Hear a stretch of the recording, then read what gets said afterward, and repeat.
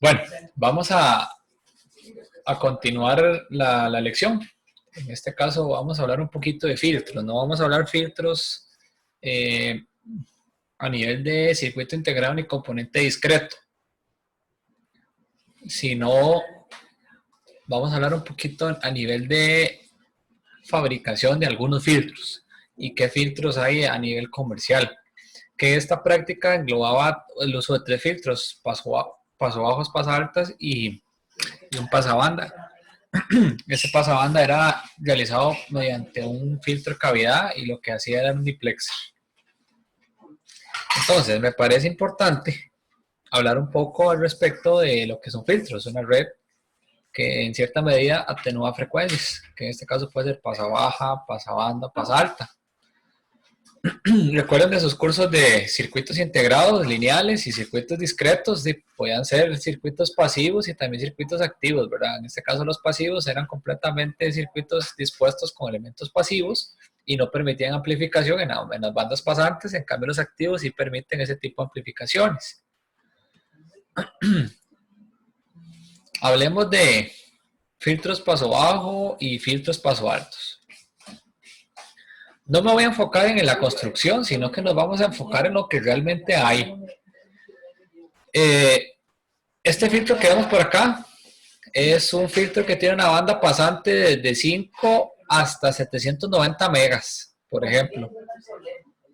Tiene conectores SMA de 3.5 milímetros. En este caso se utilizan este tipo de filtros en radiofrecuencia, conectores SMA o en algunos casos con conectores N. Por otro lado, vean que la banda de parada está de 822 hasta 1006, o sea, casi 1 giga. Esos dispositivos tan pequeños tienen la particularidad de obtener anchos de banda sumamente selectivos en algunos casos y permiten también funcionar en el orden de gigas. Eso es una parte importante. Cosa que no vamos a conseguir, por ejemplo, en un filtro pasivo que funcione en orden de gigas, ¿verdad? Porque está limitada la frecuencia de operación debido a protoboard, componentes, ancho de banda de los componentes, entre otro tipo de cosas. En esa misma línea, hay otro fabricante, que de hecho en el laboratorio tenemos uno, de la familia de los filtros Pasternak. Pasternak es un distribuidor de radiofrecuencia. Lo tenemos, en este caso nos dieron un ejemplar de prueba para el analizador vectorial que se compró. Y ese creo que ese tenía un ancho de banda como de 200 kilos, creo, 200 kilos, 200 megas, como a 18 gigas, creo, la frecuencia central. Entonces lo que quería enseñarles es que vean que este filtro que tenemos aquí, que les muestro acá, dice que la frecuencia mínima es en DC, o sea que prácticamente va casi desde los 0 gigas, de los 0 megas o 0 hertz hasta 11 gigas, o sea, ese tiene una banda paso bajo completamente amplia, en donde las pérdidas de inserción son de al menos 1.5 decibeles, ¿verdad?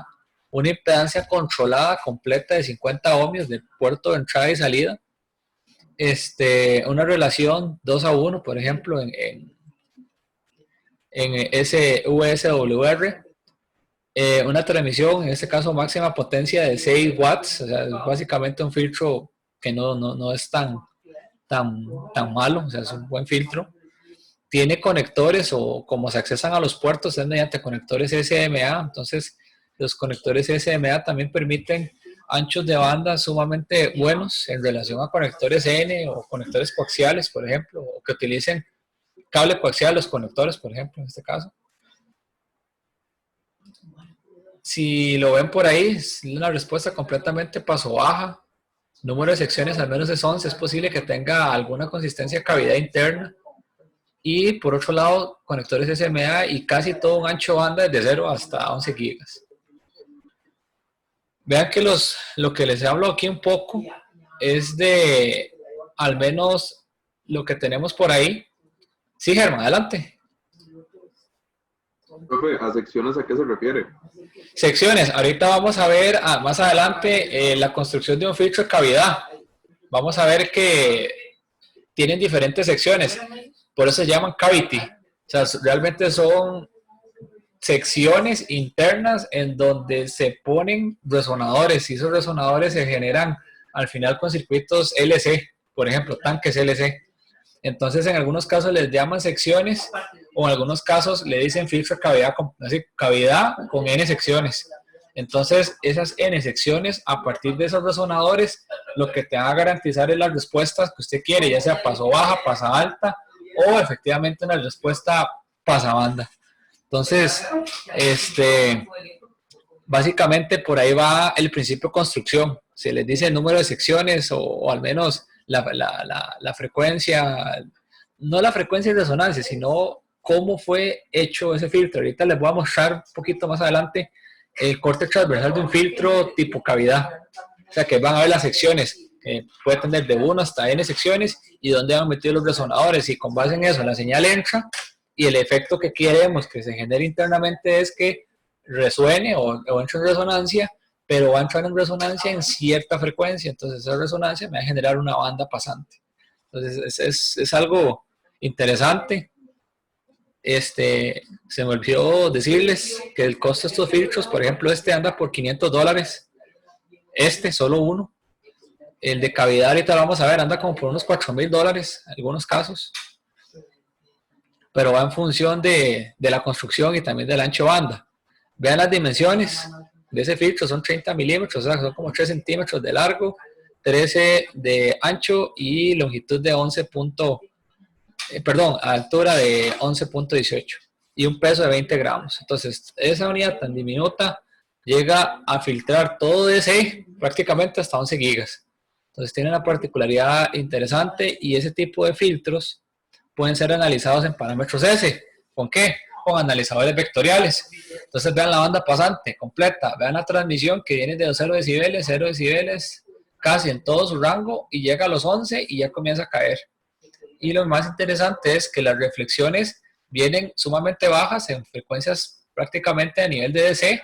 Conforme va subiendo, obviamente la frecuencia, va subiendo un poquito la reflexión, que en este caso llega, veámoslo así, casi a la frecuencia de corte, a los 11 gigas, estaría como por debajo de los menos 10 decibeles. Entonces, al menos un 80% ya casi de la potencia a 11 gigas estaría, del 100% prácticamente podemos tener más de un 30% de reflexiones, 40%. Entonces, tener un ancho de banda tan grande en un dispositivo tan pequeño y con una construcción, realmente no es que tenemos resistencias, condensadores, sino que en las secciones que está dispuesto, las cavidades, como se vaya a diseñar, generan ese tipo de respuestas para estos filtros, por ejemplo, para niveles de radiofrecuencia. Un espectro un poquito más amplio, por ejemplo, vean que tenemos una banda pasante prácticamente es plana, completa, y casi después de los 14 gigas, vean que ya aquí la respuesta cae completamente, casi a menos 100 decibeles. Vean que en cuestiones de un giga o menor, casi sí, como un giga aproximadamente, ya puedo experimentar más o menos como menos 10 decibeles de pérdida. Entonces vean que ya ahí el coeficiente de transmisión y reflexión ya nos da a entender de que sí, la transmisión se va al piso, pero la reflexión aumenta completamente para 12 gigas ser 0 decibeles, o sea, ya en ese momento ese filtro no funciona. Ok. Si lo pongo desde esa línea y nos ponemos a analizar ahora un filtro de cavidad, como hay filtros pasabajas, pasabaltas, hay filtros de cavidad de tipo pasabanda. Los duplexer son algunos, o en su mayoría generados por filtros de tipo cavidad o secciones al final del filtro. La particularidad que tienen estos filtros son, o propiamente el duplexer, son dispositivos bidireccionales en una sola línea, o sea que tengo antena, frecuencia en alta o frecuencia en baja, pero siempre en una línea, no tengo en múltiples líneas. Es bidireccional, o sea que puede ir en ambos sentidos. El rechazo del ruido realmente en la banda de operación es baja, o sea, muy bueno. Permite un aislamiento suficiente para evitar desensibilización del receptor. O sea, ustedes recuerden que para que un receptor pueda captar la información tiene un nivel de sensibilidad mínimo. Si yo lo supero o no llego, o estoy muy por debajo o muy por arriba de ese nivel de sensibilidad, podría tener problemas a nivel de recibir información. Entonces, este tipo de filtros permiten tener lo más exacto o lo más ecualizado posible ese nivel de sensibilidad en miras de recibir un mensaje. Y en este caso, su principio de funcionamiento es basado en resonancias, por eso es que se utilizan topologías de cavidad. Nosotros el que tenemos en el laboratorio es igual a este, por ejemplo, el que está aquí. Vean ese montón de tornillos que están ahí arriba. Realmente son secciones o son cavidades que tiene el filtro, y esos tornillos que tiene ahí, básicamente si ustedes utilizan un Phillips o utilizan en algunos casos una llave 10, uno lo que hace es jugar con la frecuencia de, no sintonización, sino con la frecuencia del filtro. Entonces esos filtros son automáticamente ajustables. Lo que me preguntaba Germán ahí, lo de las secciones, vean que aquí se ven más o menos que esta parte tiene una parte en high, una parte en low y una parte de antena, pero tenemos dentro de esta parte una sección, que en este caso tengo un resonador, otro resonador, otro resonador, otro resonador. Entonces ven que aquí tengo al final 4 secciones. Esas secciones están internamente interconectadas, entrada-salida igual, tienen una cavidad, que vean que dentro de esa carcasa está la cavidad. Y a partir de ahí tengo el resonador. Pero ese resonador dice, sí, es una varilla. No, sí, es una varilla, pero esa varilla tiene una interconexión específica y un dimensionamiento específico. Eso es básicamente el resonador. Entonces vean cómo yo puedo jugar básicamente con esa frecuencia de sintonización.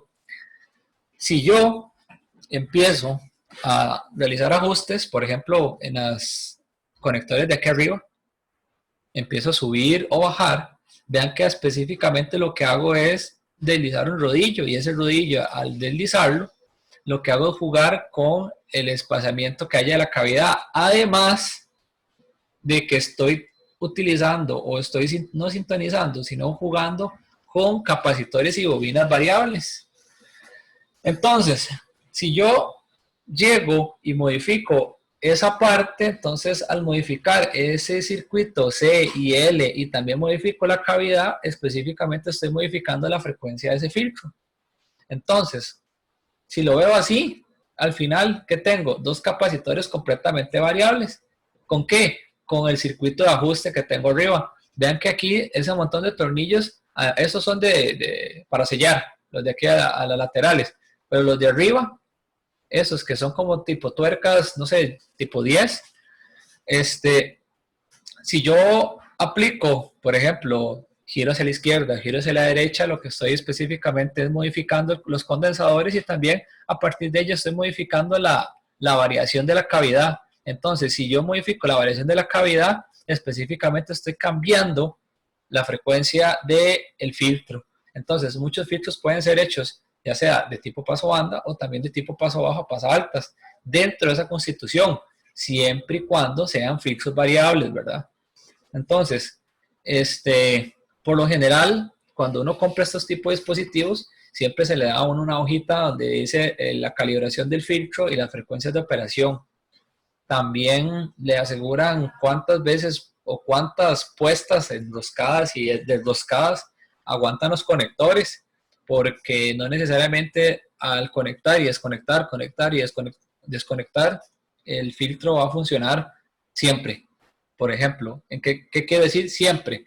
En que si usted lo rosca 200,000 veces o lo rosca 20,000 veces, resulta que al hacer ese proceso 20,000 veces, el filtro puede llegar en un momento en que ya no tenga la misma frecuencia de paso.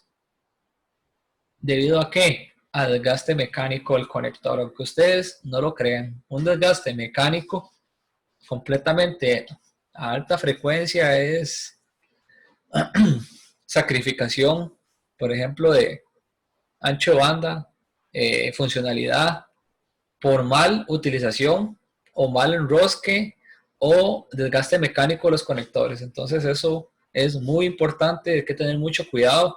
En esta práctica, por lo general, yo siempre les decía, tengan cuidado cuando enroscan las cosas, no lo rosquen hasta decir basta, que tal vez unos dicen, es que yo lo rosqué, y resulta que ahora no lo puedes enroscar, como nos pasó una vez, un muchacho se trajo una llave francesa de casa y resulta que enroscó el conector del VNA al filtro con la llave francesa y fue tanto que no se podía desenroscar. Entonces tuvimos que prensar el filtro con un alicate y empezar a dar vueltas hasta que ya pudo desenroscar. Entonces, este tipo de sistemas hay que tener cuidado porque a nivel mecánico son fácilmente manipulables y también si no se tiene una correcta disposición pueden arruinar la rosca o también arruinar el cable. No tanto el filtro es caro, también el cable que interconecta eso, si es en alta frecuencia, los cables son muy caros. Un cable fácilmente a 20 gigas, 40 gigas con conectores SMA pueden dar por unos $3,000 fácilmente, solo un cable, ¿verdad? Entonces, en ese caso sí, sí es importante. Entonces, vean que no solo existen filtros como los que hacía uno a nivel de FPGAs, que eran digitales, o filtros a nivel de componente discreto, sino que ahora hay filtros a nivel de radiofrecuencia que tienen los mismos comportamientos, ya sea paso bajo, pasabandas, pero con construcciones de tipo de cavidad. Hay unos que son soft filter, que también son otro tipo de configuración, pero aquí yo les traigo más o menos las que se utilizan en el laboratorio para que tengan una idea, ¿verdad? Como tal, de esa caracterización. La caracterización de esos parámetros, básicamente vemos algo así. Si es un duplexer que tiene una funcionalidad en banda alta y en banda baja, la pregunta aquí es, si estoy viendo el DC11, DC12, 21 y 22, ¿qué significa que en DC11 se ve así? ¿Qué creen ustedes? ¿Qué significa que esto se ve así? Si al final, por ejemplo, tengo un dispositivo de 3 mediciones que tiene antena, frecuencia en baja, frecuencia en alta como entradas. Si yo tengo un analizador de 2 puertos, ¿cómo haría la medición en el tercer puerto? ¿Lo puedo dejar al aire? ¿Ustedes qué creen? ¿Podría dejar el tercer puerto? Si yo no lo mido, ¿lo puedo dejar abierto?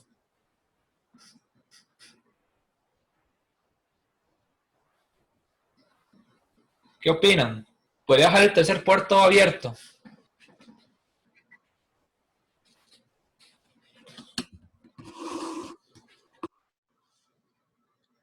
¿Qué opinan al respecto?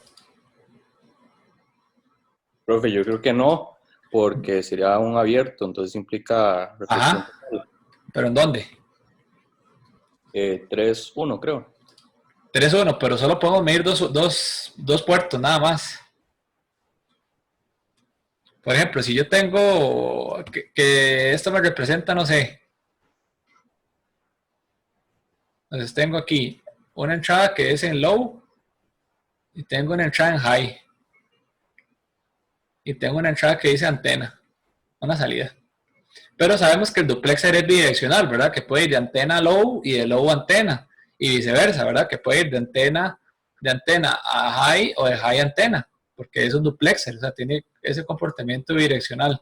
Entonces, la pregunta es, si yo solo tengo 2 puertos, o sea, solo 2 puertos, y tengo que medir esto, ¿qué me recomiendan hacer? Por ejemplo, yo en la primera medición conecto un puerto acá y un puerto acá, pero ¿qué pasa acá? ¿Qué me recomendarían hacer?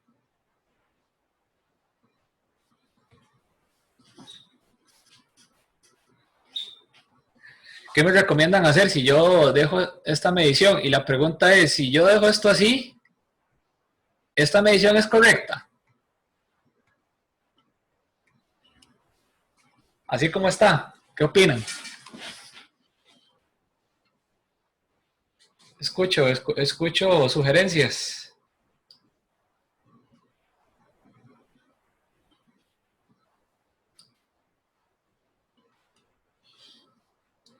¿Qué opinan al respecto? ¿Podría dejarlo así o realmente qué debería hacer, por ejemplo, con el puerto en high? Si quisiera hacer medición en low. Adelante, Alan. No habría que ponerle como una carga igualmente. ¿Una carga de cuánto? y igual con las que se están trabajando. ¿Y de cuánto sería? 50, me imagino. 50, exactamente. Entonces pongo 50 acá. Y vean qué interesante. Esta respuesta es en medición de ¿qué? En banda alta, por ejemplo. Aquí estoy midiendo high. Pero vean que en low,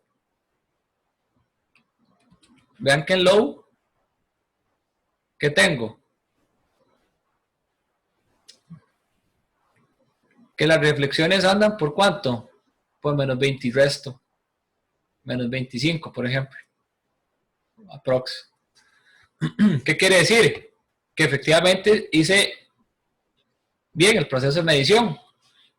¿Por qué? Porque al acoplar el puerto, básicamente lo que hice fue reducir la reflexión. Que eso fue lo que traté de hacer acá. Entonces, la pregunta es, ¿qué hubiera pasado si dejo el puerto de low en alta impedancia? ¿Cómo hubiera salido esto? ¿Cómo hubiera salido?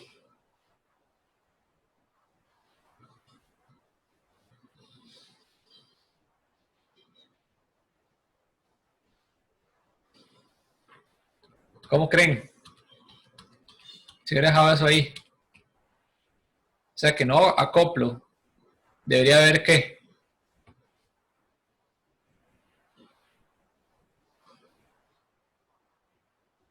Las reflexiones aumentan en magnitud. Exacto, entonces ¿qué debería haber?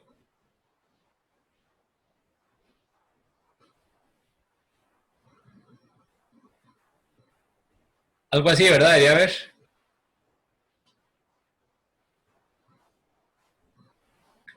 Realmente, si yo hubiera hecho esa medición mal, específicamente yo no hubiera visto esto. Yo lo que hubiera visto en el puerto sería esto.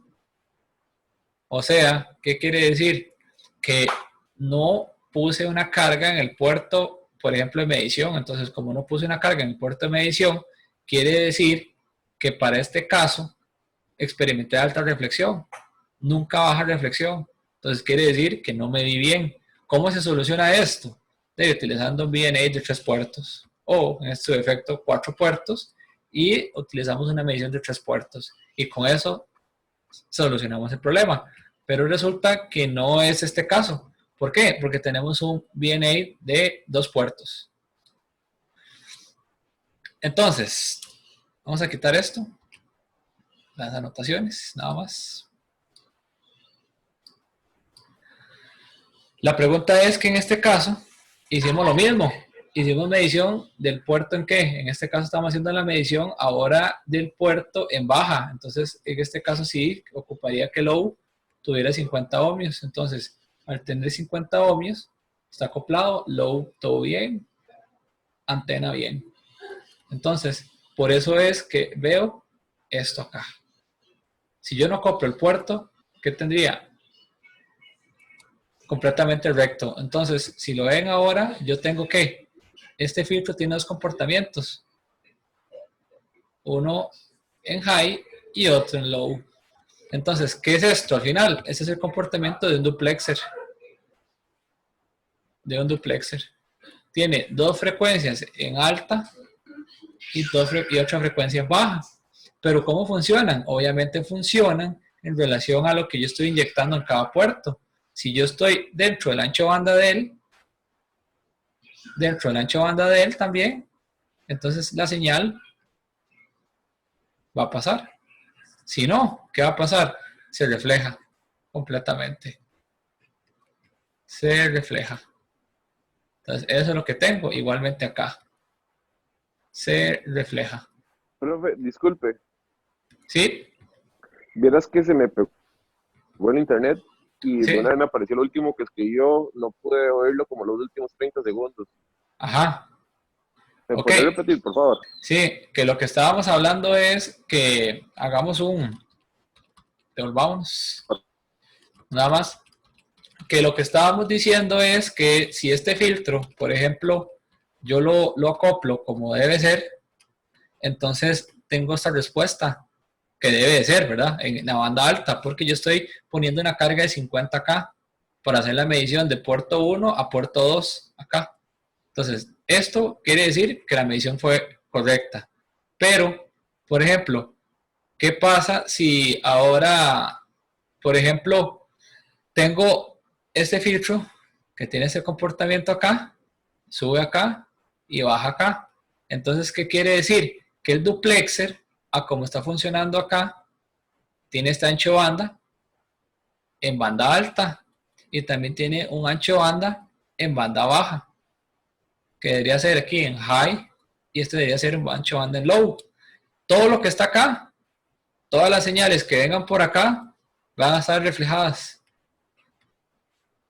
¿verdad? Se van a reflejar.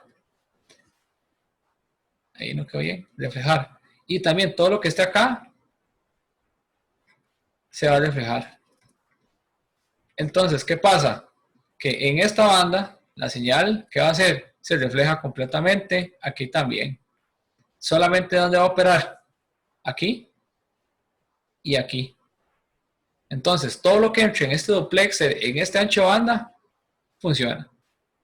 Entonces, eso es lo que ustedes deberían de entender. Todo lo que está comprendido en este ancho banda y en este otro ancho banda, le damos check y le damos check. Fuera de acá, no funciona. Muy bien, y esto que se ve aquí, ¿qué es? Esto, no linealidades, y aquí sería, aquí también, no linealidades. Entonces, eso es una característica que es posible llevarlo a la vida real. Si ustedes lo ven en la vida ideal, esto no existe, ¿verdad? Porque las caídas de un filtro de este tipo son así. Y si sería en la banda alta, sería así. Pero realmente es lo que sucede. Y aquí también, vuelve aquí, sube y vuelve a bajar. Entonces, si lo veo yo desde esa línea, este filtro tiene la función de ser un cavity filter o un filtro de cavidad. En este caso, lo que le permiten los resonadores es generar estas respuestas pasabanda en esta sección y en la otra sección, únicamente funcionando en un espacio definido de ancho banda. Sí, ¿cuánto cuestan? Depende del ancho banda que usted quiera. Entre más grande sea a nivel de frecuencia y entre más riguroso o más pequeño sea el ancho banda, más caro va a ser. Más o menos como unos $4,000 podría ser un filtro que tenga, por ejemplo, no sé si recuerdan el factor Q, factor de calidad, un factor de calidad alto, o sea, un ancho banda sumamente pequeño, un narrow band básicamente. Entonces, más o menos por allá andan. Y vean que acá están mostrados los parámetros S11, 12, 21 y 22. Vean que las respuestas de S11 en relación con la respuesta S22, vean que son casi iguales. No son iguales, son casi iguales. Y también la respuesta en reflexiones S11 y S22 también las vemos acá. Transmisiones y reflexiones son casi iguales, pero no lo son. ¿Dónde me interesa a mí que efectivamente hay una buena correlación? Específicamente en la banda pasante. O sea, que sean lo más parecido posible. Obviamente, sí me interesaría ver este comportamiento detrás, ¿verdad? Que sí me interesa. Pero esto es la particularidad que tal vez Germán nos había preguntado la vez pasada. ¿Por qué específicamente yo necesito que los diseños a nivel reales sean los parámetros S lo más semejantes? Por lo mismo, si yo tengo una matriz de L acá y aquí tengo antena y aquí tengo high, lo que quiere decir este comportamiento es que en la banda low puedo conectar el puerto 1 acá, el puerto 2 acá, que quiere decir que la reflexión que tengo 1,1, que es la roja, ajá, todo bien, y me interesaría ver la reflexión que tengo en 2,2. Ah, ok, pero 2, ¿qué quiere decir? Ah, ok, sí, vean aquí, esto sale acá, esto sale acá, esto sale acá, y ahora viene esta máxima. ¿Qué pasó ahí? ¿Por qué creen que salió, no siguió igual acá, esta reflexión? ¿Por qué creen?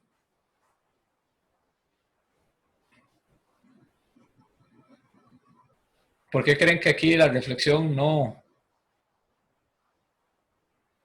sigue tan bien? Que tal vez esperaría que S11 y S22 sean iguales. ¿Por qué creen que pasa eso? Es por el efecto de interconexión de la carga en high de 50 ohmios. Eso es importante. Si yo no pongo la carga, lo que voy a ver acá es una línea recta. Y entonces voy a decir, todo bien. Sí, pero no, no está bien, está mal. Entonces, por eso es que en este caso la reflexión que podemos ver aquí en rojito, o sea, de este parámetro, efectivamente sale así. Eso es lo que yo realmente querría ver en la respuesta en bajo. ¿Y esto cómo lo garantizo? Haciendo un acople de 50 ohmios en high. Si yo no pongo el acople de 50, en vez de esto salir abajo, sale arriba. Y entonces más bien, ¿qué pasó ahí? No, tengo transmisión. No, estamos mal. Y lo que me interesa personalmente en la otra banda que tengo es que la reflexión sea total. Entonces vean que solamente en el puerto 2 tengo reflexión total acá y eso sí estaría bien. Dios guarde fuera así, porque más bien querría decir que se está reflejando algo. O algo pasaría y algo se refleja. Aquí más bien todo se refleja, que es lo que a mí me interesa específicamente, que tenga solo un funcionamiento en este ancho de banda, en low, ¿verdad? Que es lo que estoy viendo. Por eso es que la vez pasada Germán nos había preguntado que qué pasa si yo ponía 2.1 aquí y acá. En este caso, si yo hago la medición, vean que no va a ser del todo igual. ¿Por qué? Porque tengo dispuesto quién es low y quién es antena. Indiferentemente esto funciona de manera bidireccional. Pero el comportamiento de los parámetros S son los que nosotros debemos esperar si solo si el puerto de 50 ohmios está en high, está acoplado. Si no está acoplado, ahí sí estamos en problemas. Por eso es que siempre es necesario acople de impedancias. Si esto no se da, estamos en problemas completos. Eso es un caso importante en este filtro. Igual aplica para todos. En algunos casos los filtros y los paso bajos y paso altos sí son diferentes. Esto sucede por la conexión que estamos haciendo de 2 puertos, ¿verdad? Pero si fuera 3 puertos, automáticamente no habría que acoplar, nada más con solo que estén conectados los 3 haciendo la medición, obtendríamos el mismo resultado. Ok, analizando desde ese punto de vista, ahora la pregunta que surge es ¿por qué les necesito hablar a ustedes del retardo? ¿Alguno tiene alguna premisa de por qué necesitamos hablar de retardos? Si estamos viendo filtros y todo ese tipo de cosas, por ejemplo, ¿alguno tiene una premisa? ¿Por qué tenemos que ver retardos?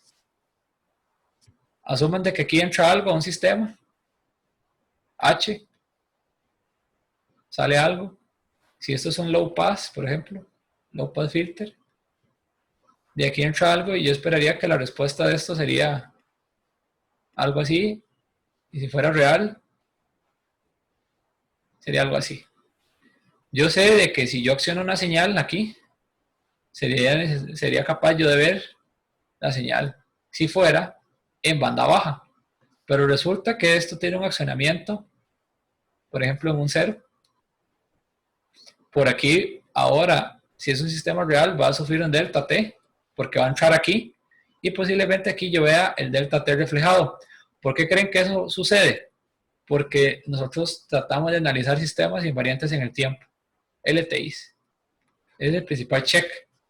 Pero ¿qué es un retardo? Si nosotros lo vemos en esa línea, por ejemplo, nosotros un retardo lo podemos ver expresado en ¿qué? Perdón. Lo podemos ver ahora como un retardo, retraso a nivel de telecomunicaciones. Se puede decir que es un tiempo que se demora una señal de información, en este caso, en atravesar un DUT, un sistema o un DUT, que eso se llama dispositivo bajo medición o device under test, desde el punto de entrada hasta el punto de salida o destino. Entonces ya nosotros sabemos que eso no es tan sencillo ahora. ¿Por qué? Porque si lo vemos a nivel de matemáticas ahora, tenemos que, en este caso, un input de un output de una función h omega es igual a k por e a la j omega t0, o sea, un supuesto de señal, Y vean que aquí tengo un T0, donde ese T0 puede ser un retraso que sufrió la señal de entrar por acá, al salir por acá, entrando en el ducto. La magnitud de esto sería K. La fase de esto sería menos omega T sub 0. Sabemos eso. Pero ahora, ¿qué? ¿Qué me interesaría saber a mí? Si yo ahora, la fase que tengo, por ejemplo, asociada a lo que les estaba comentando de la representación, por ejemplo, si yo ahora tengo, vamos a dibujar tal vez, darle aquí,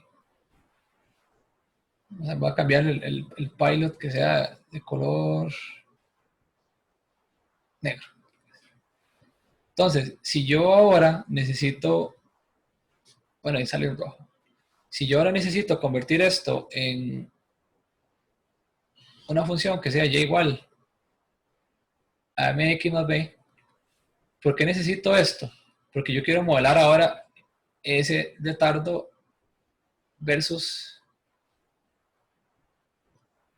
esa fase. Entonces, si yo ahora digo que mi forma sea que esto sea y, ¿verdad? Y ahora en este caso tomo mi pendiente, vamos a tomar que esto sea mi pendiente mx, por ejemplo, más b. Entonces yo sé que b es 0. Sabemos que x va a ser la fase, porque sería una respuesta en frecuencia de la fase. Mi pendiente va a ser ahora t. Entonces ahora sí, si yo digo que y es esto, que t menos t sub 0 es esto y c es 0, entonces ahora el detalle que vamos a ver ahí es el siguiente. Vamos ahora a ver por qué necesito esta parte. ¿Para qué? Para lo siguiente. Considerando el siguiente plano, entonces vamos a tener una posición de X ahí, digamos, sabiendo de que esa pendiente negativa tiene un comportamiento de esta magnitud, así, viene bajando, pensando lo que pasa por 0 debido a ¿qué? A que no tengo C, punto de intersección con el eje Y. ¿Por qué esto? Porque ahora yo puedo experimentar lo que le denominamos retraso de fase. O sea, que si yo ahora inyecto en un sistema completamente perfecto, pensaría yo, una señal que venga así. Ahora yo podría esperar que pase un delta y ahora tal vez esa fase podría cambiar, no sé, un ejemplo, podría cambiar. Y entonces, ¿a qué se debe eso? Transita por ese ducto, se genera ahora un retraso completo y digo, ok, retraso de fase, pero también hay otra cosa que se llama TG, retraso de grupo, pero me dice que el retraso de grupo es la primera derivada de la fase en relación a la frecuencia. Y esto lo veíamos en TEM 2. O sea, ¿qué es lo que quiere decir?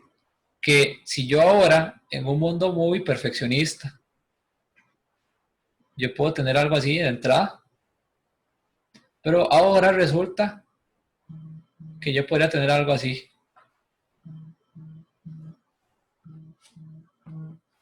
Entonces, si tengo algo así, vean lo que sucede.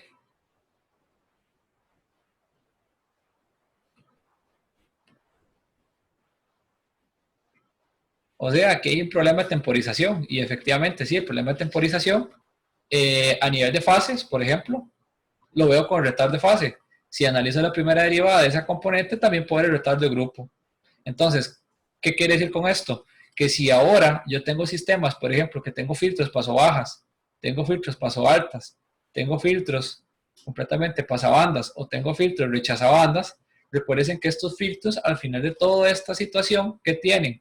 ¿Respuestas en qué? De fase. Tienen respuestas de fase y también tienen respuestas de fase asociadas. Entonces, un sistema no es estable, no solamente analizando la magnitud, como decir aquí H de esto, sino que también necesitaría analizar H. O sea, también necesito saber la fase, porque según consideraciones yo también puedo caracterizar un sistema que sea estable en relación a su respuesta en frecuencia, tanto en magnitud como en fase. Ahora, ¿nacen estos dos términos? Gracias a estos dos términos yo puedo analizar si realmente la temporización que tiene ese filtro es lo suficientemente buena o lo suficientemente adecuada, sí o no. ¿Por qué? Porque si yo ahora les digo que inyecto un coseno, pasa por acá, entonces esto va a heredarle al mensaje que pase o lo que ustedes quieran transmitir, cualquier señal que sea, aquí que sea, pasa baja, pasa alta, perdón, un filtro, ay, se me quedó pegado el Pilot, ahora sí. Ahí se suma, ahí. Bueno, pues ahí el toque. Entonces, si yo tengo esta representación de este tipo de filtros acá, entonces el problema que puedo obtener directamente aquí es que si asociado tengo una respuesta de MT, cualquier cosa, eso propiamente va a heredar la información, un problema de temporización, y también si va aunado con una respuesta en fase, también esa fase va a tener un problema de temporización. Entonces, con esto, nosotros analizamos lo que se denomina retardo de grupo y retardo de fase. Y esto va a ocurrir en los dispositivos reales, quiera o no quiera, por ejemplo, que suceda. Ok. ¿Cómo se ve esa parte? Por ejemplo, ahí. Esta parte que se muestra por acá, por ejemplo. Si lo vemos tal vez por ahí. Esto que tenemos acá. Específicamente, en este cuadro, es básicamente la respuesta que tiene un filtro paso bajo en relación a su retraso de grupo y su retraso de fase. Entonces, si ustedes recuerdan cuál era la función, digamos, de una respuesta paso bajo a nivel de filtro, nosotros sabemos que, uno hace un ejemplo a nivel de magnitud, ¿verdad? Esto viene y hace así. Pero la respuesta en frecuencia que tenía en fase, más o menos que era como algo así. Iniciaba en 0, caía a 90. Y caía como por ahí. Entonces, esto puede ser phi y esto puede ser h. Entonces, si ustedes dicen que el retraso de grupo viene a ser, perdón, el retraso de fase, veámoslo así, era el cambio que hay en la fase en función de la frecuencia, entonces efectivamente aquí tengo el cambio ¿de quién? De la fase en función de la frecuencia. Pues la pregunta es, ¿por qué tiene estas curvas acá? Esas curvas nacen debido a que en los cambios de fase, paso bajos y paso altas y paso bandas, se generan lo que les denominan puntos de inflexión. Aquí no son cambios abruptos, sino que son cambios específicamente suaves. ¿Por qué no pueden ser cambios abruptos? Porque si son cambios abruptos y yo calculo la derivada en este punto, esa derivada tiende al infinito y no tiene sentido. Entonces lo que hacen aquí es que la respuesta en fase va cambiando, ¿cómo? Suavemente, cambia suavemente, y una vez que cambia, el punto de inflexión me refleja a mí un alto retraso o una distorsión alta. ¿Dónde se registra ese cambio de fase? Ese cambio de fase se puede registrar exactamente ¿en dónde? En la frecuencia pasante o en la banda pasante, y esa banda pasante se refleja en la respuesta en fase. Es por eso que estas representaciones tanto de pasa bajas, pasa altas, rechaza banda, en este caso vemos aquí una respuesta de group delay y después vemos una respuesta de phase delay. O sea que con este caso tenemos un ejemplo, 20 muestras, si fuera un filtro digital, un filtro analógico, si pensamos que sea un filtro analógico, en escala de nanosegundos, o sea que el pico máximo que tiene en la frecuencia de operación es de 20 nanosegundos. ¿Qué quiere decir? Que cuando usted inyecta una señal X, dura 20 nanosegundos, o el retraso que usted va a tener en esas respuestas son de 20 nanosegundos en relación a fase. O sea que realmente eso lo podemos traducir en que el filtro, básicamente la respuesta que se va a dar o la distorsión que se va a dar en fase es muy pequeña. Y en relación al transporte del mensaje de un punto de entrada a un punto de salida, llega más o menos al mismo valor de los 20 nanosegundos, pero garantizo de que la operación de una señal de entrada a salida propiamente va a andar en 20 nanosegundos de lag, o sea que hay un lag de 20 nanosegundos de entrada-salida, y los otros 20 nanosegundos en fase es a nivel de temporización, y ese nivel de temporización en fase lo podemos traducir a grados. Entonces vamos a ver que el desfase que se puede producir ahí es relativamente bajo. ¿Por qué? Y básicamente vamos a ver la misma, si fuera una señal cuadrada, no sé, un ejemplo, una señal cuadrada, es posible que la señal si entra con temporización de 20 nanosegundos, vamos a ver casi lo mismo, 20 nanosegundos de fase, tal vez se desfase un poquito, pero básicamente tenemos la misma consistencia de la señal. Por eso es que es importante esto en filtros. Todas estas caracterizaciones deben ser importantes en aplicaciones de filtros, siempre. Entonces, todo este tipo de aplicaciones son realmente aplicables en la caracterización de este tipo de sistemas. Ahora bien, veamos el siguiente caso. La pregunta es, sí, matemáticamente vimos eso, pero lo podemos hacer con un equipo. Sí, específicamente el VNA nos ayuda a hacer todo ese tipo de análisis. ¿Cómo? Vamos a ver primero qué es un VNA, antes de entrar en detalle cómo lo hace y qué tiene y qué no tiene. ¿Qué es un analizador vectorial? Es realmente un instrumento que permite llevar a cabo análisis de propiedades eléctricas aplicado a dispositivos. Vean que ya aquí estamos hablando de propiedades eléctricas, desde acoples, reflexiones, transmisiones, impedancias características, porque también podemos ver carta de Smith. Ahora podemos ver retrasos de fase y retrasos de grupo. Entonces ya me meto más que todo en propiedades eléctricas a nivel de temporización. ¿Gracias a quién? A los parámetros S. Él realmente lleva a cabo esa medición. Entonces, si ustedes pueden ver acá, tenemos un analizador, tiene un dispositivo bajo medición, sus puertos de medición, y así sucesivamente. ¿Qué hace él? Nosotros tradicionalmente sabemos esto, de una red de múltiples entradas y múltiples salidas y genera una matriz, pero ahora tenemos una matriz de orden n en función de los puertos, pueden ser hasta 2, 3, 4, 5, 6 puertos indiferentemente. Y gracias a ello, vean que el sistema tampoco es, uno diría, tan fácil, pero realmente es un sistema complejo, porque ahora yo tengo caracterizaciones de dispositivos bajo medición, donde tengo tengo un puerto, tengo otro puerto, puedo tener hasta n puertos, indiferentemente n puertos. En este caso estamos asumiendo que es un dispositivo de 2 puertos.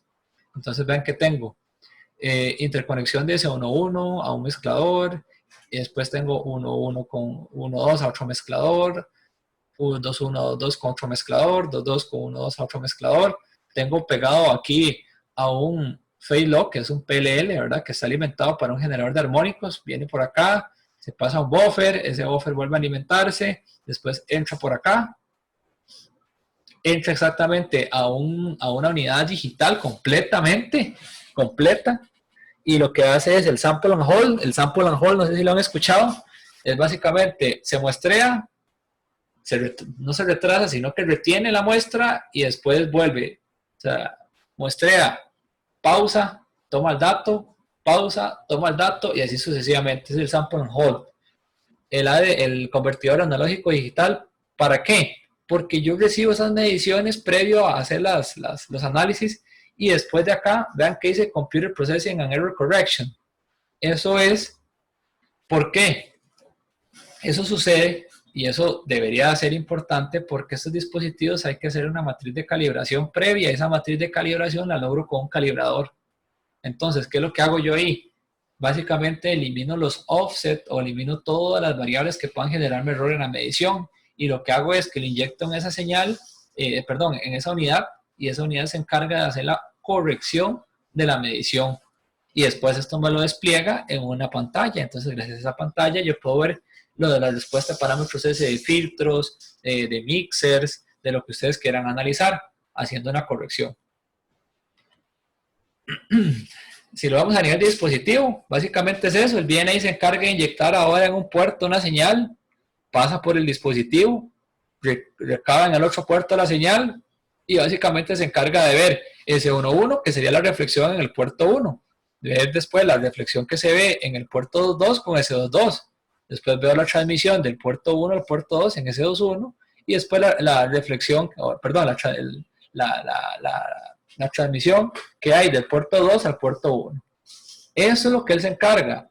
Si tengo N sistemas, N sistemas lo van a hacer hasta orden N, pero obviamente el dispositivo se incrementa su valor. El dispositivo, me refiero al VNA, puede tener desde 2 hasta 16 puertos o hasta 8 puertos, si usted quiere. Pero obviamente tiene un costo asociado. Y también eso en función de las mediciones que usted tenga que hacer. Entre muchas cosas que se pueden medir, ya lo hablamos un poco, se pueden ver ganancias, pérdidas de inserciones, de fases, transmisiones, reflexiones, distancias eléctricas, retrasos, en este caso de grupo. También puedo analizar pérdidas de retorno, reflexiones, transmisiones, análisis de Fourier, análisis de impedancia, SWR, entre otras cosas. Eso me permite este tipo de dispositivos. Internamente, al ser un dispositivo de análisis de microondas, entonces necesitamos también hacer detectores que sean circuitos electrónicos lo suficientemente buenos para poder hacer análisis a nivel de microondas. Entonces él tiene internamente un analizador de microondas que permite hacer todo ese tipo de análisis. Por otro lado, además de todas las particularidades que tiene de hacer los análisis a nivel de microondas, lo que les explicaba ahora a nivel de fase, él genera una onda piloto, como les decía, y con base en esa onda piloto él puede tener ahora la medición, y con base en esa medición él puede determinar cuánto desfase puede haber, pero él no lo va a decir directamente, el desfase es de tanto. Él nos va a mostrar la fase del dispositivo y nosotros podemos exportar esos datos. Después de ahí, ¿qué podemos hacer? Calcular el retraso de fase, y si calculo el retraso de fase, también puedo calcular el retraso de grupo. Entonces es una particularidad importante que tiene este dispositivo. Puedo ver esos problemas de temporización en cualquier dispositivo de N puertos, esa es la parte importante. Por otro lado, puede hacer análisis de cambios de fase, ¿verdad? Que él tenga, pero no más allá de 360 grados, ¿verdad? Que es una cosa particular que tienen este tipo de equipos a nivel de fabricación. Lo otro que habíamos hablado, retardos de fase, pero también ahora podemos ver análisis de retardos eléctricos, que también esa es otra capacidad que tienen estos dispositivos, además de que tienen detectores de fase y otro tipo de cosas. Eso es a nivel de constitución electrónica, ¿verdad? Que tienen estos dispositivos. Y lo más importante, no solo la electrónica se encarga de hacer la adquisición, también con ayuda de software, él realiza correcciones. Entonces, gracias a ese tipo de correcciones, podemos tener mediciones más confiables. Desde un punto de vista, ¿de qué? De que lleva la calibración, se guarda por software, es procesada a nivel digital, me lo muestro en pantalla, y eso lo lleva a cabo el software, no es que el hardware se encargue de hacer esa corrección. El hardware es nada más para poder llevar a cabo adquisición, procesamiento. ¿De qué? De la señal propiamente, pero corrección y demás cosas se hace a nivel de software. Y si lo vemos a nivel de resumen, eso es lo que yo obtengo de un analizador vectorial. Por eso es que los precios, si usted compara un analizador de espectros, que ahora nosotros sabíamos que tenía un puerto, medíamos frecuencia versus potencia, pero estábamos viendo a nivel de señales espectrales, por ejemplo, transformar de Fourier y en otras cosas. Pero ahora lo que estamos viendo es un dispositivo que tiene ahora mínimo 2 puertos, hasta N puertos, que ahora me permite hacer análisis de ¿qué? De parámetros S. O sea, básicamente es un medidor de parámetros S que se encarga de ver impedancias, admitancias, carta de Smith, a nivel rectangular, que puede hacer cálculos de group delay, que podemos exportar la fase. Todo eso lo puede hacer un analizador vectorial. Ven que algo así lo pueden observar ahí, que se llama Linear Phase with Frequency Waveform. Eso es más o menos un análisis de fase que lo va haciendo desde 0 a menos 180. Ese es un caso ejemplo, ¿verdad? No es que necesariamente va a ser así. En la práctica van a tener que graficar fases de algunos filtros o algunos resultados. Entonces van a darse cuenta que las ondas que se obtienen son algo semejante a eso. Lo más importante es que nos resuelve a gran medida, a gran escala, que ya no tenemos que utilizar la carta de Smith, básicamente a nivel de hoja, sino que con solo hacer la interconexión del puerto 1 al puerto 2 o únicamente calibración de un puerto, podemos ver reflejada la carta de Smith del dispositivo bajo medición. Entonces vemos que si está a nivel de impedancia, las partes positivas corresponden a inductores, partes negativas a capacitores. El centro de la carta van a ser los 50 ohmios o va a ser Z normalizado igual a 1. Todo eso lo hace este tipo de equipos. Entonces tiene la particularidad de que tenemos una medición sumamente confiable y también depende el ancho de banda que tenga. Entonces, el que se utiliza normalmente en el 525, que es el destinado para nivel académico, llega hasta 6 gigas. Entonces podemos ver dispositivos que tengan comportamientos hasta 6 gigas. En el 524 tenemos uno de 4 puertos hasta 20 gigas. Entonces el rango de medición amplía y también el número de puertos amplía. Pero vamos a ver la repercusión que trae, por ejemplo, si amplío el número de puertos, si tengo otro analizador vectorial de redes. Como caso importante, por ejemplo, para encauzar esto, ¿por qué realmente es importante llevar a cabo ese proceso de calibración antes de hacer la medición? Ya más o menos lo hemos comentado, que él tiene una unidad de detección y análisis de error. Si yo realmente lo analizo, a mí lo que me importa es que ese dispositivo que utilizo para calibración me va a generar ahora lo que se denomina una matriz de error, que en este caso esa matriz de error se inyecta dentro del equipo y el equipo ahora guarda esa matriz de error y cuando yo lleve a cabo mi medición, él va a hacer la corrección a nivel de software con esos datos.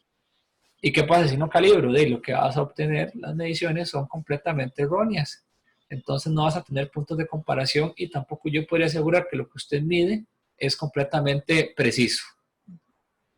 Entonces, gracias a eso nace ahora lo que se denomina un calibrador de tipo SOLT, por sus siglas en inglés es Short, Open, Load and True, que es corto, abierto, carga, y True es mediante, o sea, es una conexión que es de un puerto a otro puerto.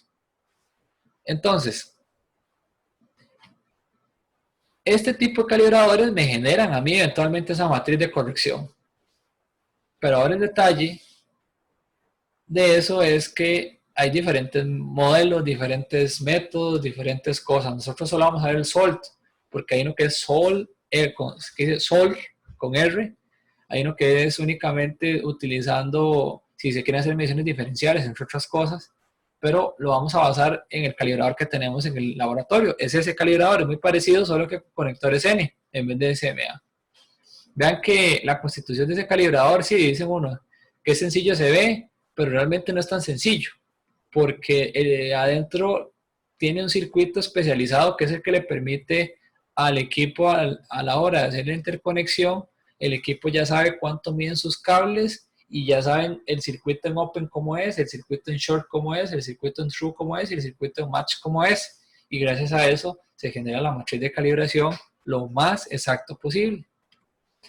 Entre especificaciones, realmente vean que tiene un montón de cosas, de pérdida de retorno, la parte eléctrica, los capacitores y todo ese tipo de cosas.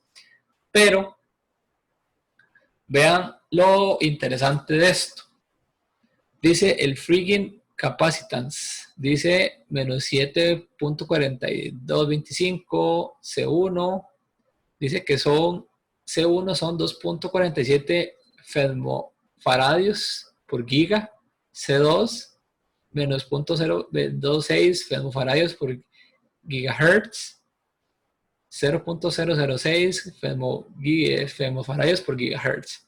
Vean que son órdenes muy pequeñitos y vean que al menos permiten offset en relación a longitud, o sea, lo que cuando ustedes calibran lo que él puede tener de error o lo que podría agregar es 9 milímetros, o sea, es menor a 1 centímetro de lo que él estima de conector, cable a calibrador, hacer la calibración y con base a esa matriz extraerlo y después hacer la medición.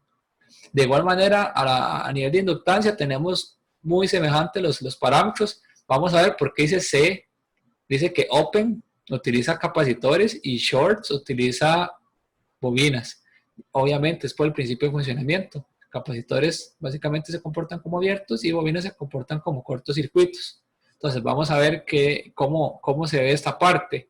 Y tampoco piensen de que el match es una resistencia de 50 ohmios, ¿verdad? Sino que específicamente lo que le dicen es que ese match garantiza una impedancia de 50 más menos 0.5 ohmios de desviación. Entonces vamos a ver cómo se comportan esos circuitos.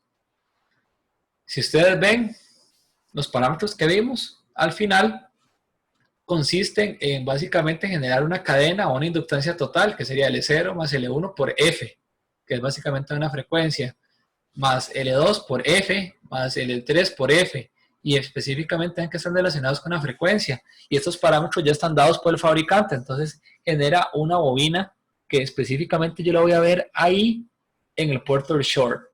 No es un cortocircuito, ¿no? O sea, no es un cable que está cortocircuitado. El abierto es lo mismo, o sea, es una secuencia de condensadores en función de la frecuencia, y gracias a eso me genera un abierto en el puerto de ¿qué? De calibración del analizador. Las cargas van a estar asociadas a un circuito que me genera 50 más 0.5 ohmios de desfase, pero ese circuito se compone de esta manera, no es una resistencia de 50 ohmios, sino que tiene una resistencia que sería Z sub 0, que es la interconexión, con una bobina, con un condensador y con una resistencia. Dentro de ese calibrador me generan 50 más 0.5 ohmios de desviación. Y el true, que es una conexión de puerto a puerto, básicamente va a estar asociado a un modelo de la frecuencia de referencia en función de la frecuencia que se está midiendo. ¿Por qué todo esto dice F, F, F, F? Porque cuando uno calibra, uno debe de escoger el ancho de banda de calibración en donde usted va a trabajar. Si usted está viendo un filtro, está viendo un mixer o cualquier tipo de dispositivo, y usted sabe que, por ejemplo, la banda pasante, el filtro está en 500 megas, entonces podríamos hacer una calibración desde 0 hasta, no sé, hasta 1 giga. Entonces yo agarro ese rango de frecuencias y aplico el calibrador SOLT, que me haga prueba en corto, prueba en abierto y prueba en true. Y entonces va a generar los modelos, en este caso, para ver el short, para ver el open, para ver el true y para ver el match, que eso es lo más importante. Y con eso también, vean que aquí se asume que la frecuencia o la pérdida va a estar asociada por la pérdida de F sub 0, por la raíz de F entre F sub 0. Eso es lo que tiene un calibrador, y aunque no lo crean, ese calibrador, así como se ve, tiene un costo por lo menos de unos $10,000. O sea, no es que cuesta $100. Hay calibradores de calibradores según las prestaciones del equipo. $10,000 fácilmente puede costar un dispositivo de estos por la complejidad que tienen y por los anchos de banda que se pueden lograr. Entonces no es tan sencillo de que hacemos un calibrador SOLT en casa, porque posiblemente no vamos a llegar a una buena aproximación. Como les dije, si se llevan a cabo ahora mediciones con equipos más sofisticados, también los calibradores van a ser más sofisticados. En este caso, vean que no es una prueba como acá, SOLT, sino que aquí se podría llevar otro tipo de pruebas de calibración, desde abiertos, cortos, entre otro tipo de cosas. Y lo más importante, vean que aquí tienen todas estas interconexiones que tienen ahí, son conectores SMA. Estos tipos de calibradores que son más caros, por lo general tienen una herramienta que se llama torquer. El fabricante le da a usted un torquer en relación a que usted le pueda imprimir una fuerza X Newton metro, por ejemplo, al conector. Porque si se tiene, por ejemplo, que estos calibradores funcionan hasta 30 gigas, quiere decir que esto que está acá no puede sufrir ningún problema, porque si pierde las características eléctricas, la calibración que se va a obtener siempre va a ser mala. Entonces, a nivel mecánico, el fabricante le da a usted una piecita donde garantiza de que usted la fuerza que le imprima siempre va a ser la misma, no va a cambiar. De esto a esto, si eso puede andar por 10,000, no sé, háganle números cuánto podría ser eso. No sé, 15,000 fácilmente. Y que es en la versión económica, hay versiones de versiones. Entonces, esos calibradores hay que cuidarlos y hay que tratarlos con cuidado, porque sin eso el equipo no va a funcionar, porque nunca vamos a tener una medición completamente adecuada. Entonces, si ya yo vi cómo funciona ese calibrador y ya vi que el costo es sumamente elevado por algo, entonces ya ahora sí quiero ver cómo funciona. Ese que vemos ahí es nuestro analizador que tenemos en el TEC. Ese es el analizador Network Analyzer de 9 kilos hasta 6 gigas. Entonces ven que nosotros solo tenemos para nivel de estudiantil 2 puertos, puerto 1 y puerto 2, y tenemos, vean que funciona igual con un analizador de espectros. Podemos entrar las frecuencias, podemos meterle un span, podemos tener marcadores, aquí el botón de calibración, podemos hacer mediciones, podemos cambiar los trazos, tenemos los teclados. Es básicamente ver un analizador común y silvestre de un analizador de espectros. Pero no sabemos que por dentro lo que resuelve él al final es un algoritmo donde me da la medición de parámetros S. ¿De qué? De un dispositivo. ¿Cómo lo calibro? Ok, hay calibraciones de calibraciones. Como les dije, en SALT hay una que se llama Full to Port o Full One Port o One Path to Port, One Path to Port o Frequency Response. En este caso, por lo general, la que más se utiliza es la Full to Port. Tengo los cables, ya el fabricante sabe cuánto miden estos cables. No puedo conectar cualquier cable N, es el que el fabricante me da, porque el fabricante le dice a usted cuánta impedancia tiene y cuánta longitud tiene. Y este es el calibrador que nosotros tenemos: Open, Short, True y Match. Y es a 50 ohmios. Entonces, si hacemos Full to Port, vemos reflexiones y transmisiones. Si solo hago Full One Port, solo voy a ver reflexiones. Entonces, este tipo de calibraciones, la más convencional es la Full to Port. Reflexiones, transmisiones. Ok, ¿cómo se hace eso? Uno en el equipo llega y presiona el botón que dice MINS, o sea, mediciones o measured, y dentro de ese apartado hay un detalle que le dice es Parameters Wizard. Entonces uno entra ahí. Entonces ahí le dice que ahora usted va a entrar en un modo de calibración, que si había un modo anterior lo va a sobreescribir. Entonces uno dice, bueno, sí, está bien, sobreescríbalo.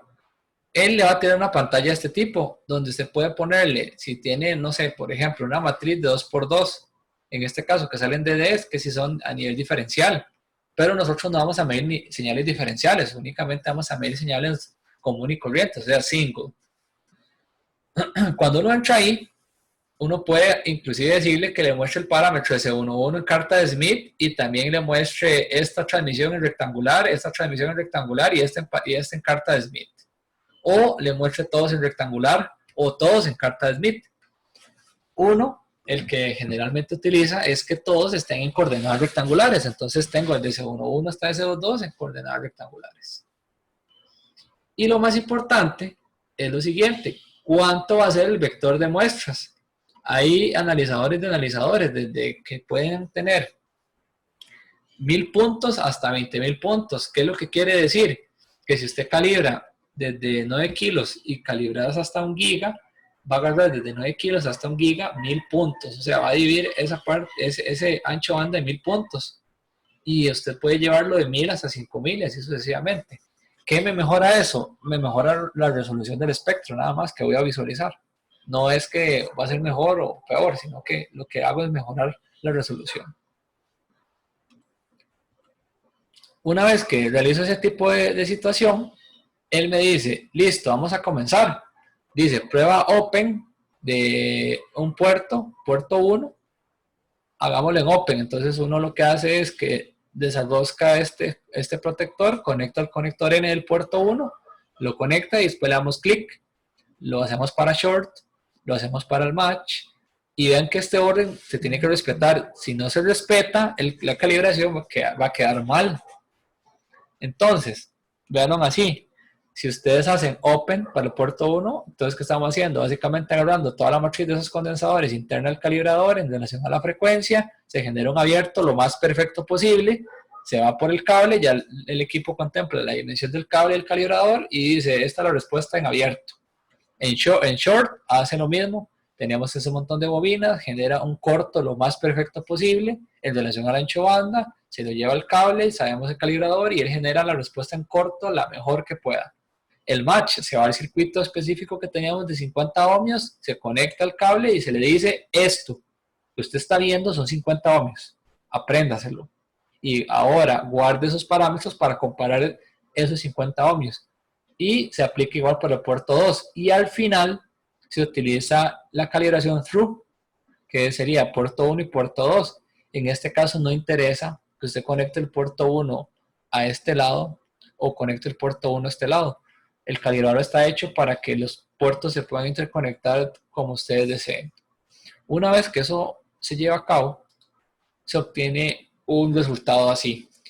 Si los dos puertos están conectados por un true, o sea que específicamente el true lo que hacía es que relaciona las pérdidas en función de la frecuencia.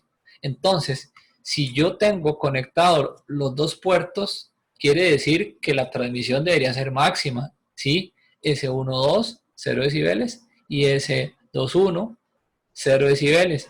S11 por debajo de los menos 40 y S22 por debajo de los menos 40. ¿Qué quiere decir acá? Que específicamente la calibración tuvo éxito. Entonces vean que dice cal. Quiere decir que estoy utilizando la calibración actual. ¿Y qué puedo hacer ahorita? Ya ahora sí podría medir sin ningún problema. ¿Por qué? Porque las transmisiones que tengo al momento de calibrar son perfectas en todo el ancho de banda, 0 decibeles. Y las reflexiones que puedo tener, la mínima estaría en ¿cuánto? No sé, menor a menos 70, y la máxima como en 40, igual acá, menos 40 decibeles, pero menos 40 decibeles de reflexión básicamente es una transmisión total que puedo tener en los puertos. Gracias a esto, realmente eso fue lo que se llevó a cabo en un proceso de calibración. Pero si yo me pongo un poco más riguroso, ¿qué fue lo que realmente pasó? Realmente lo que yo podría condensar es el siguiente gráfico. Tengo el calibrador, tengo el equipo, tengo la respuesta de parámetros S, que es lo que el equipo me da a mí. Y ahora lo que quiero ver es qué pasó. Específicamente pasó esto. El calibrador lo tengo acá, tengo mi dispositivo bajo medición, y a partir del dispositivo bajo medición, si yo tengo, por ejemplo, un DUT que sea de esta manera o de esta manera, lo que estoy generando al final es una matriz completamente de errores en la parte 1.1, errores en la parte 2.2, 2.1 y 1.2 para ese tipo de cosas. Lo que asumen es que usted tiene un perfecto enlace VNA, o sea, ¿qué es lo que quiere decir? Que el puerto que estoy viendo aquí es perfecto y el puerto que estoy viendo aquí es perfecto. Con las matrices de errores que tengo, lo que hago es básicamente eliminar el cable, eliminar bueno, si fuera el caso el conector, y lo que estoy tratando de medir es directamente en el dispositivo. O sea, no estoy considerando el cable, porque ya el cable propiamente se va en la matriz de errores. Eso es lo que numéricamente él está realizando por detrás. Entonces, si lo vemos así, ven que ahí dice un montón de cosas, en la parte de directividad, en la parte de acoples, en la parte de carga, seguimiento de la reflexión, seguimiento de la transmisión, el isolation que puede haber.